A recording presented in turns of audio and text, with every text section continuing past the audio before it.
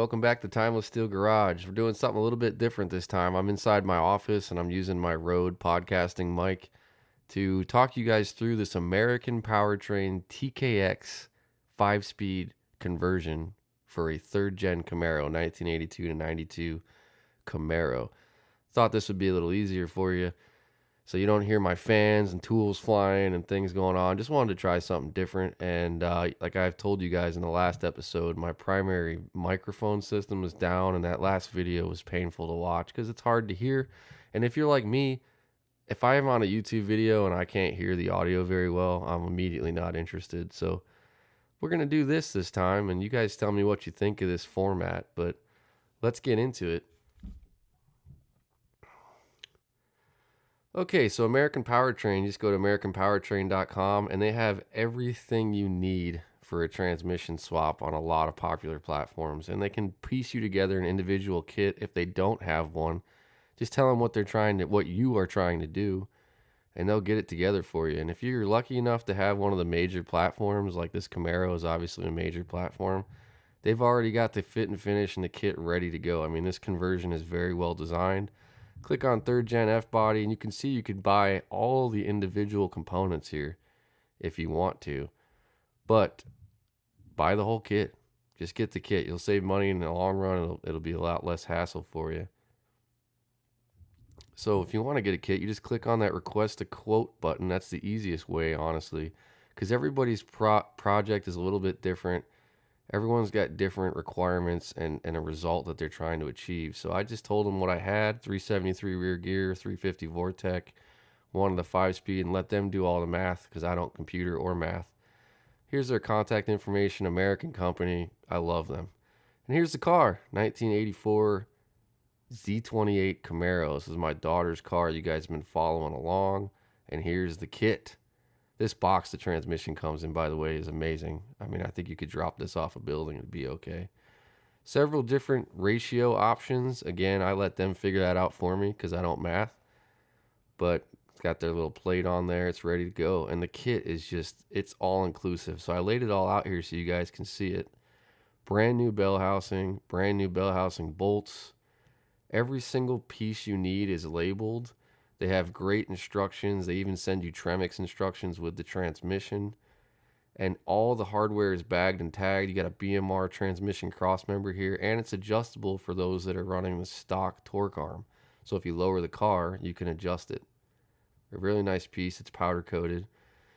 Comes with energy suspension, poly bushings, and mounts. So everything you need to bolt that right up to the car. And you can see all the hardware is bagged and tagged.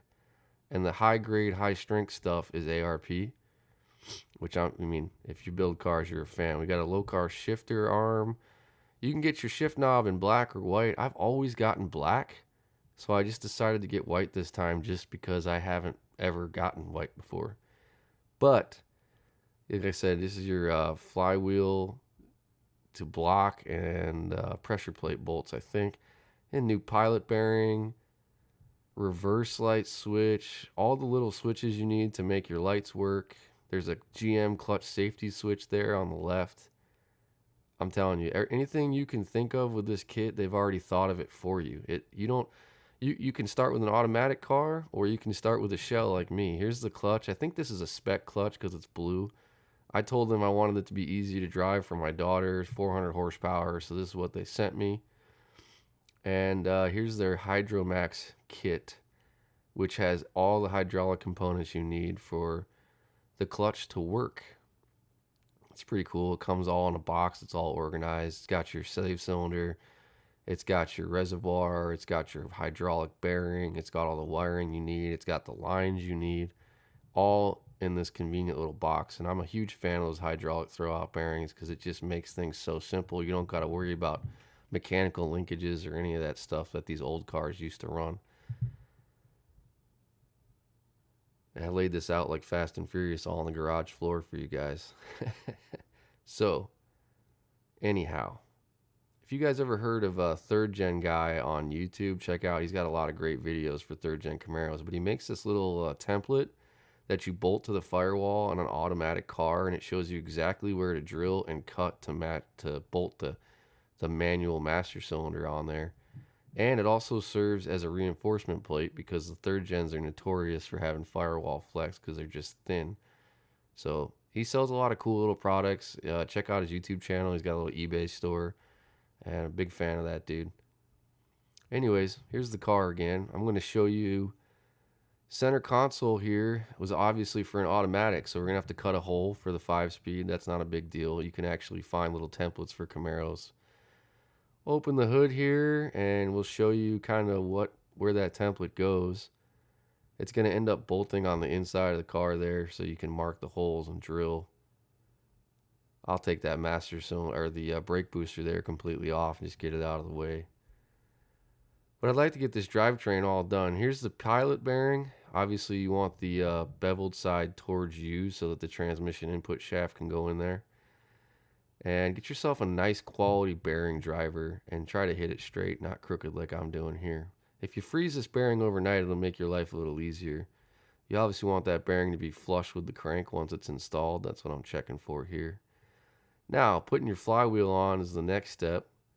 And this has an indexing key because it's a weighted flywheel. So just move that flywheel around until the indexing key lines up, and then make sure all your holes actually line up with threaded holes on the crank, because it is pretty much impossible to put it on wrong, but you just want to make sure you got it right.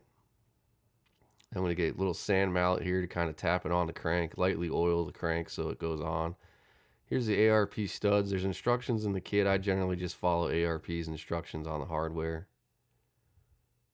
And here I'm lubing the hardware up per ARP's instructions to final torque. And here, like I said, all your ARP hardware is going to come with good instructions.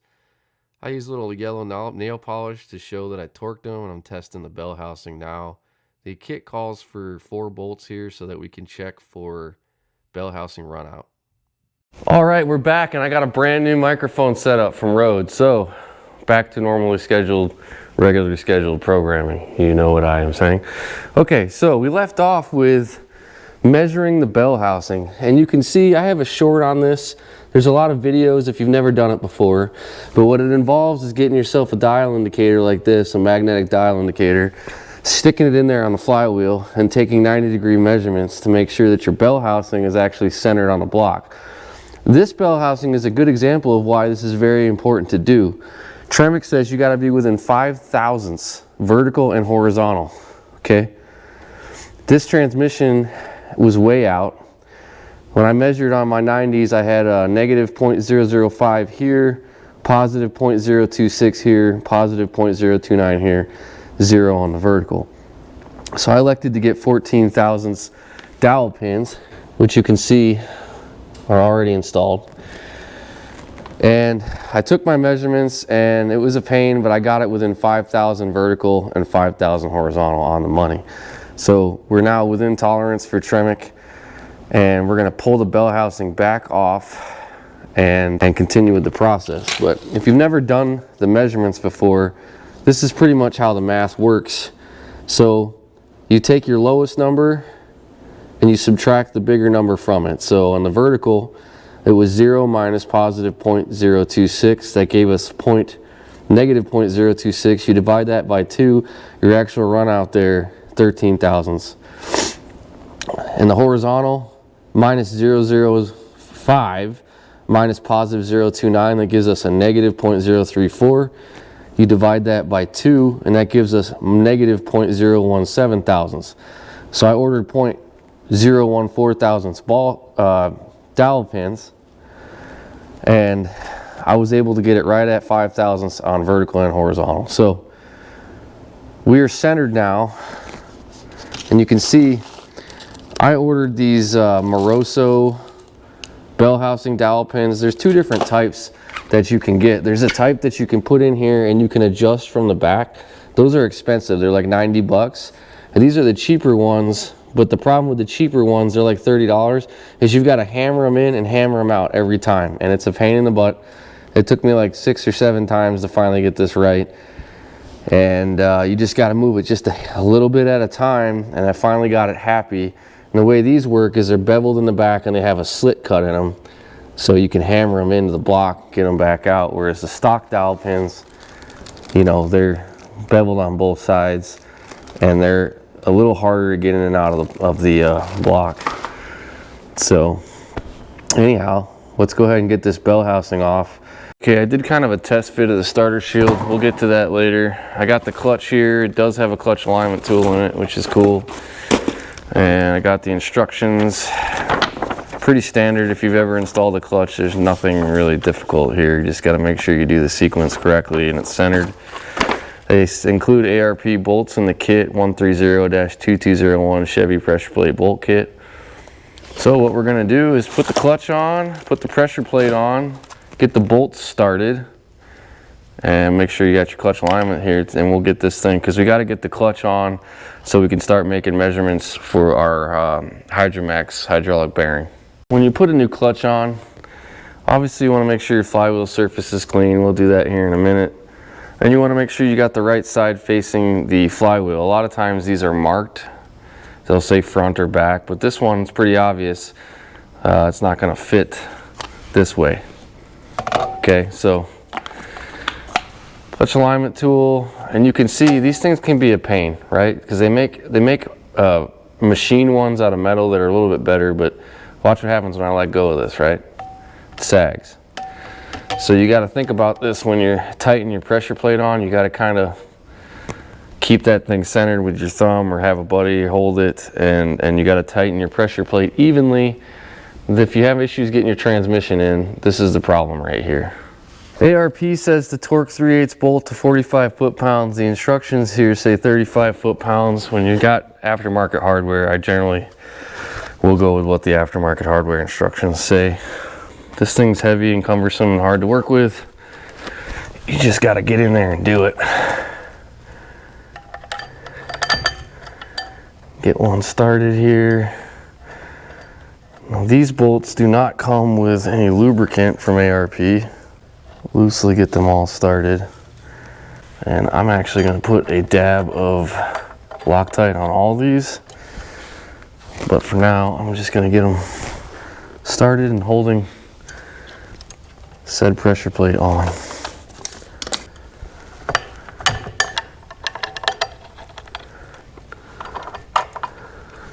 Alright, so they're all started. I'm going to get my Loctite here, and then I'll start torquing them on. You just got to make sure you do a star pattern with a pressure plate, and it has to be even. You have to use a torque wrench, okay? So boom, boom, boom, boom, boom, boom, right there. I'm going to start at 20 foot-pounds, and I'm going to work myself up to 45 foot-pounds in even torque increments. Alright, well, to make my life a little easier, I've got my Loctite applied, got my clutch centered here. I'm going to take the slack out of these bolts before I start torquing down. I don't want to really apply any pressure, I just want to take the slack out. So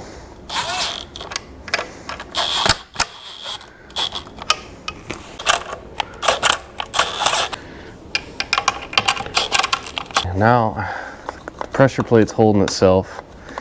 I haven't torqued anything yet, it's just light pressure, but you can see I can easily take this clutch alignment tool out with very little pressure applied to it. So that's the goal. Okay, now I'm going to torque in a star pattern. I'm going to use a little pry bar here in my foot to prevent the flywheel from moving.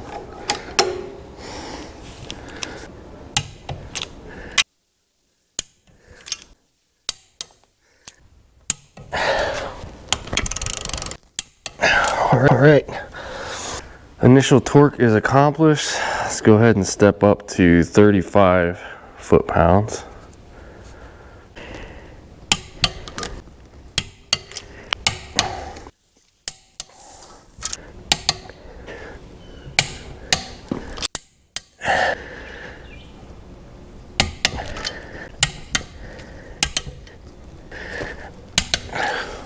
Our clutch alignment tool still goes in and out easily, which means in theory hopefully our transmission input shaft goes in and out easily.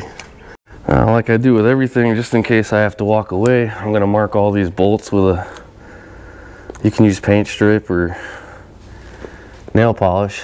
I keep a thing of yellow nail polish in my toolbox. And really, you're the one that needs to know whether you torqued. So whatever you want to do. For me, if I see a yellow stripe on a bolt, I know I torqued it. Okay, since we're using a Hydromax bearing style, hydraulic bearing, throwout bearing, no mechanical linkage, we need to put the bell housing on, and then we're going to transition to our Hydromax installation instructions. So, bell housing hopefully going on for the last time.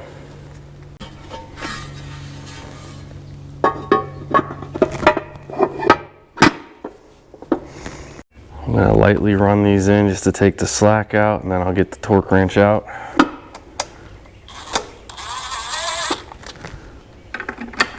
Now, it's a huge pain in the butt doing the bell housing alignment, and it's something that a lot of people skip, but it gives you peace of mind that you're doing it right when you put the transmission in, because why would you want to ruin this brand new $3,000 transmission? And it gives you peace of mind in knowing that your warranty won't be void if you have a problem. So take your time and just do it right. All it takes is a little bit of patience and a couple of tools. Okay, according to their bolt bag here, bell housing bolt kit torques 6 bolts to 35 foot-pounds, uses a 5/16 Allen drive. Obviously, we're gonna kind of evenly install the bolts on this too, because this is aluminum, so you don't want to just crank one bolt down. Now, when you're doing your bell housing run out and stuff, I put a little bit of lube on these bolts. I use some ARP lube because you're gonna have these bolts in and out 15 times, so you want to keep the threads nice, etc., and it'll prevent them from seizing into the block when you take this thing out in 10 years. Okay, I'm going to start out at 20 foot-pounds, and then we'll finish out at 35 foot-pounds. For this next step, we're going to need the transmission. Remember to lift with your back and not your legs.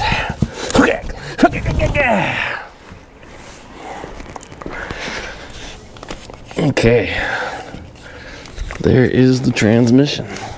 Something cool I want to show you guys with this transmission that they send now is American Powertrain includes this little tool, and it protects the output seal, but it also allows you to turn the splines manually for getting it to line up with that clutch when you install it, and it's a seal if you have to pull the transmission with fluid in it to help prevent that fluid from coming out the back of the transmission. Super cool. Never got one of these back in the day, but I don't know when they started doing them, but it's pretty cool. And you see the transmission's not that heavy because I lifted it out of the box. But the next thing we're gonna have to do is we gotta put a flat edge across the back of this bell housing. And what we're gonna do is measure from the tip of that pressure plate finger to the surface of the bell housing. That's going to be measurement A. And then the next thing we're going to do is put our hydraulic throwout bearing on here, and we're going to measure the distance from here to the surface of the throwout bearing. Okay, so measurement A, right here, measurement A. We're going to do exactly what I said. We're going to get a set of calipers and a flat edge, and we're going to take that measure. So I've got a machinist ruler here. I'm going to lay that right across the front of the bell housing. And I'm going to take my caliper, zero it out. And what we're trying to do is get to the tip of one of these pressure plate fingers to the back of this ruler. So what I'm going to do is take the measurement on the front of the ruler, and then we'll just subtract the distance of the thickness of the ruler.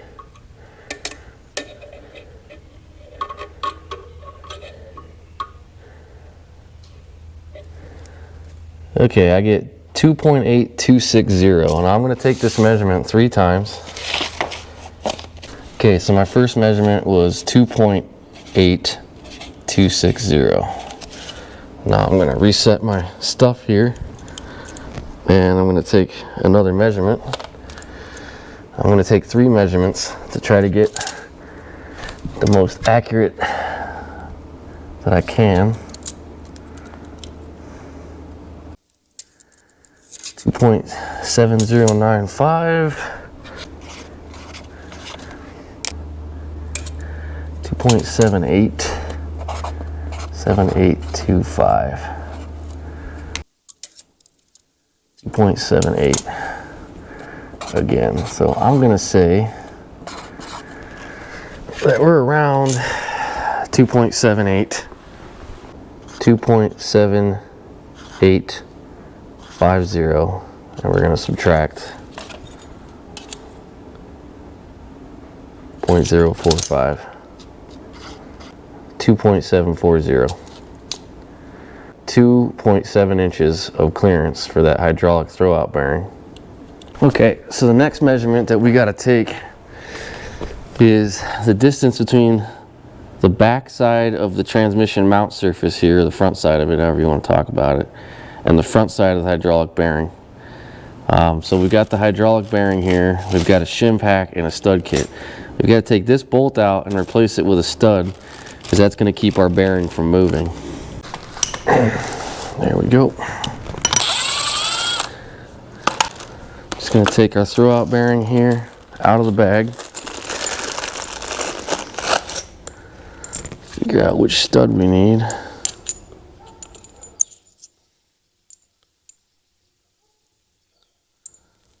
Looks like this came with two different threaded studs here. This is the stud we want. We're going to want to put Loctite on this, but for now I'm just going to install it snug, lightly.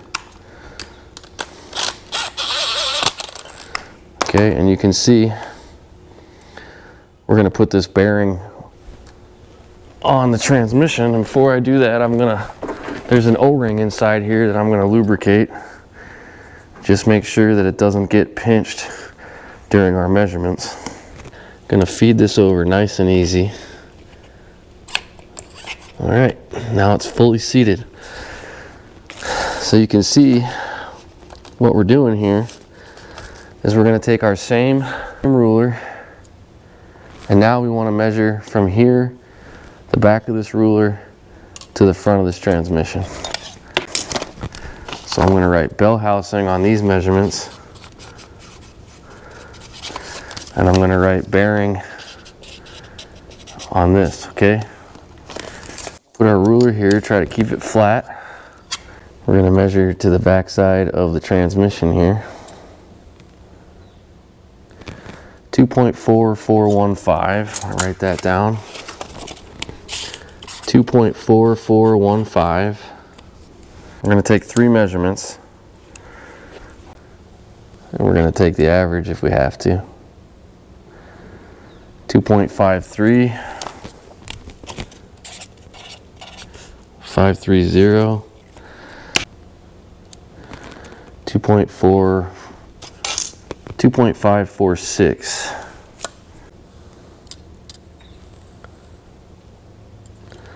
2.524. Okay, so they give you this nice little pamphlet that tells you the math. We had 2.740 for our distance between the bell housing and the pressure plate in our measurement A, and we had 2.485 from our bearing to the surface of the transmission. So if we flip that over here, what we're going to do is we're going to take our A measurement, which was 2.740, and we're going to subtract, we're going to label that A, and we're going to subtract B minus B, which is 2.485. Okay, so I'm gonna get my calculator out because I don't math. Okay, 2.740 minus 2.485. That gives us a clearance in the bearing of 0.255 thousand. What they want us to have is 0.1 to 2, okay? And we're a little bit heavy, we're 0.255. So what we're gonna do now is we're going to take that, our target is to be right in the middle of that range, so 0.150, okay? So we're going to take our 0.255 and we're going to subtract our target, which is 0.150. If we do that, we get 0.105. So we're going to divide that by our shim thickness, so we're going to divide by 0.090, okay? Which is pretty obvious to figure out. 0.015 divided by 0.090 is going to give us 1.16, okay? That gives us 1.16 shims. All right, so we're going to round down, and that's going to give us one shim of 90 thousandths. Now they give you a bag of 90 thousandths shims. We're going to put one shim behind this hydraulic throwout bearing. We're going to verify all of our measurements, and that's going to put us right in that range of 0.1 to 0.2, which is really, it works out to be about 1/8 of an inch clearance between your flywheel finger, pressure plate fingers, and your throwout bearing surface. Okay, so we've got our 90 thousandth shim here. We're going to take this thing out, put this right here, gently put this bearing back on, and we're going to retake our measurement and verify that we are now within 0.100 to 0.200 distance. We don't need to remeasure the pressure plate distance. We've already got that number, but we do need to remeasure this. So I'm going to take my ruler here, measure again, zero my caliper.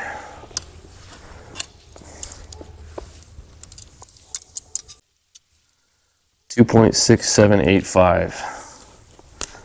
2.6785.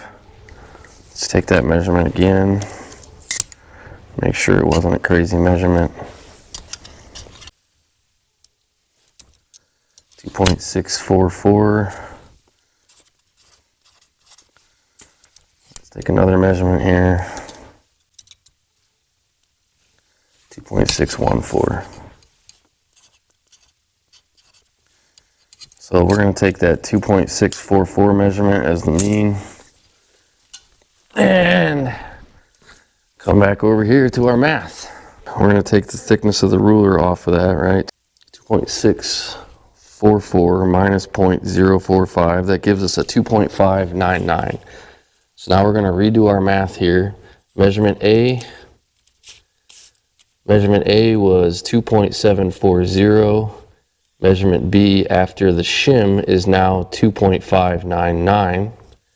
2.740 minus 2.599 equals 0.141.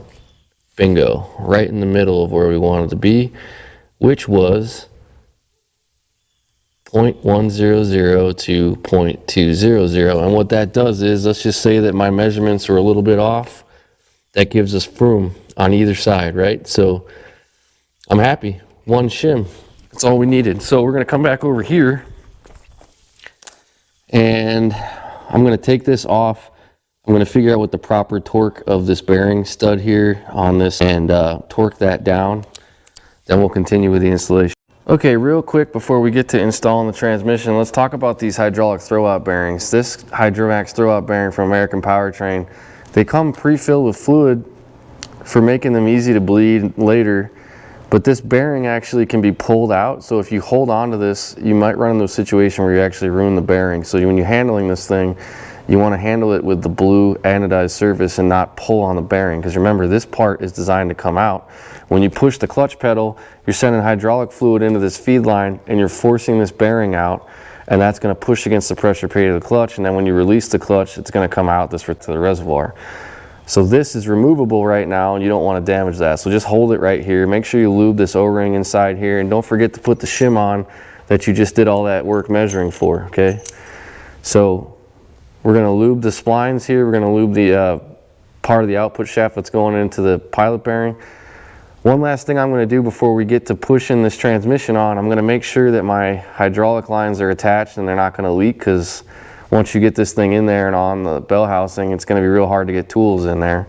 Okay, and then also I'm going to measure the part of the output shaft that goes in the pilot bearing to make sure that we're not going to bottom out on the crank and that we're having a situation here where this is too long. Okay, so just a couple of last critical steps before we do install the transmission. Okay, I misspoke earlier. This is actually the bleed line for the bearing, and this is the supply line. But Nonetheless, they're on, they're torqued. We've lubed the splines for the transmission here, and we've lubed the part of this out shaft that's going to go in the pilot bearing. And the last thing I'm going to do is just take a quick measurement here and make sure that we're not going to have any interference or bottoming out issues at the end of this pilot bearing. So 1.0060, I'm going to measure the pilot bearing and the take out the flywheel pressure plate alignment tool here, and I'm just going to make a measurement here, make sure that we got at least that much space.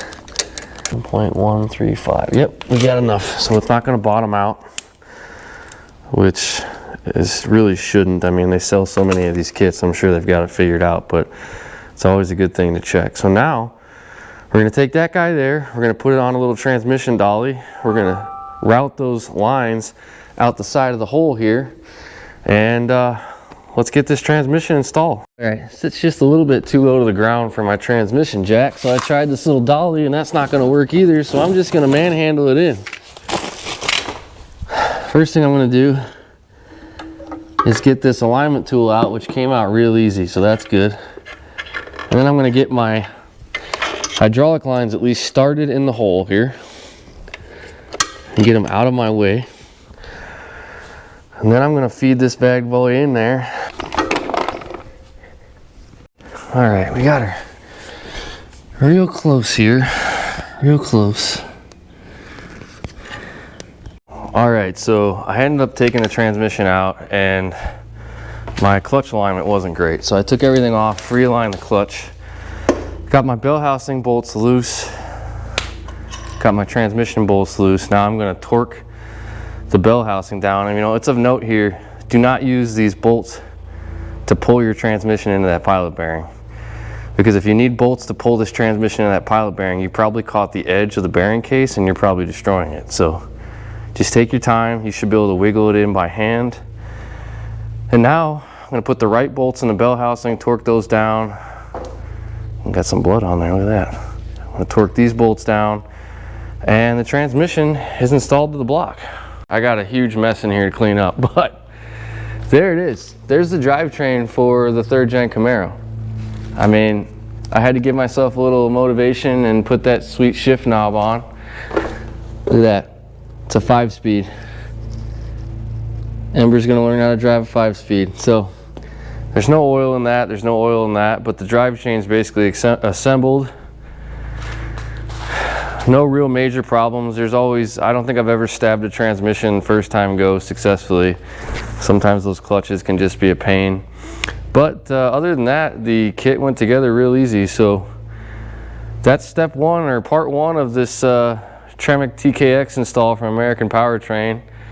Really, the next step is going to be putting it in the car, and then once we get it in the car, we got to measure for our drive shaft, and then I still got to weld up a 4 9-inch, and then we got a drivetrain. But we got a lot of stuff to do before then. I mean, you can see all this Detroit speed stuff still sitting here. Still got to weld the 4-link in the car. Got to get that rear end put together so we can put these awesome Bose light wheels on, and the rest of the transmission install. Obviously, we got to get the pedals in. We got to get the hydraulic side in. But we got a lot of body prep and body work to do before we get to that point. You can see how much stuff we still have left to install here. We didn't put the starter shield on, we didn't put the starter on. There's a whole lot of stuff to this kit, but once we get to that point, I will show you guys. Here's our new three-speed pedal, or 5-speed, 3-pedal 5-speed assembly. Obviously we're gonna reuse the gas pedal, but we're gonna ditch the automatic setup that's in here. So I'm going to clean this mess up, but thanks for watching Time with Still Garage. We'll see you next time.